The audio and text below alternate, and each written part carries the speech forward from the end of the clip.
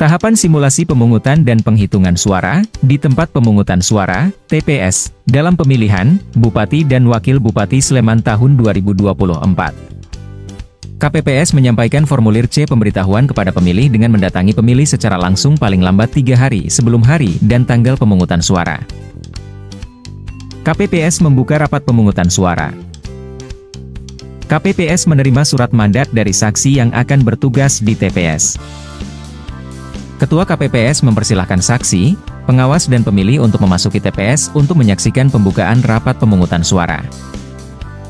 KPPS membuka rapat pemungutan suara. Ketua KPPS memimpin pengambilan sumpah dan janji KPPS. Ketua KPPS dibantu KPPS 2 dan KPPS 3, membuka kotak suara dan mengeluarkan seluruh perlengkapan dari kotak suara, dan menunjukkan kepada saksi dan pengawas yang berada di TPS. Ketua KPPS dibantu KPPS 2 dan KPPS 3 menghitung jumlah surat suara seluruh jenis pemilihan dan mengumumkannya. KPPS memberikan salinan daftar pemilih kepada saksi dan pengawas.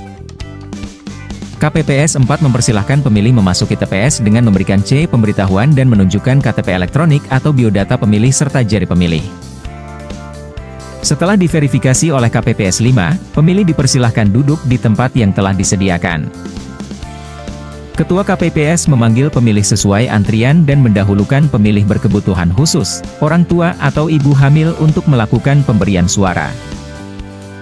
Ketua KPPS memberikan surat suara kepada pemilih. Ketua KPPS menyampaikan kepada pemilih untuk memeriksa surat suara sebelum dibawa ke bilik suara. Pemilih menuju bilik suara untuk melakukan pemberian suara dengan cara mencoblos dengan alat yang disediakan. Surat suara dibuka dan dicoblos.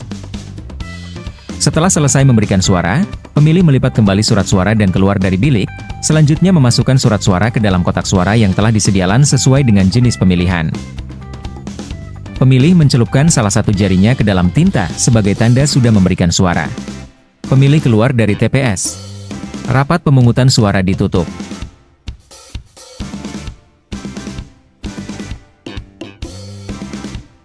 Rapat penghitungan suara dimulai.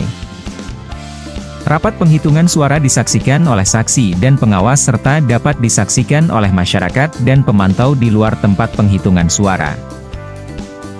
Ketua KPPS menghitung jumlah surat suara yang tidak digunakan, surat suara yang dikembalikan oleh pemilih karena rusak atau keliru coblos.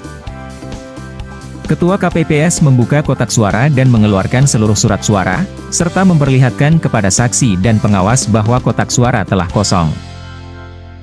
Ketua KPPS menghitung jumlah surat suara yang telah dikeluarkan. Ketua KPPS membuka surat suara dan meneliti hasil surat suara.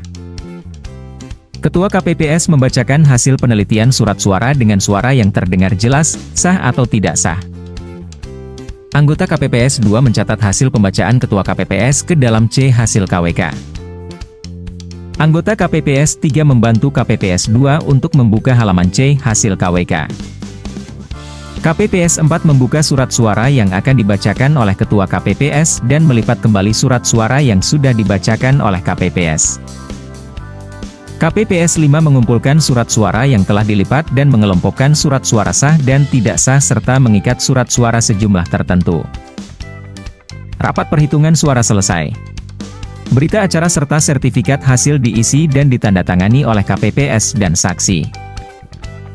KPPS menyalin hasil perolehan suara dalam C hasil KWK ke dalam C hasil salinan KWK. KPPS menggandakan C hasil salinan sejumlah pengawas dan saksi. KPPS dan saksi menandatangani C hasil salinan KWK yang telah digandakan. C hasil salinan KWK yang telah ditandatangani diberikan kepada saksi dan pengawas. KPPS mengumumkan hasil penghitungan di TPS di tempat umum.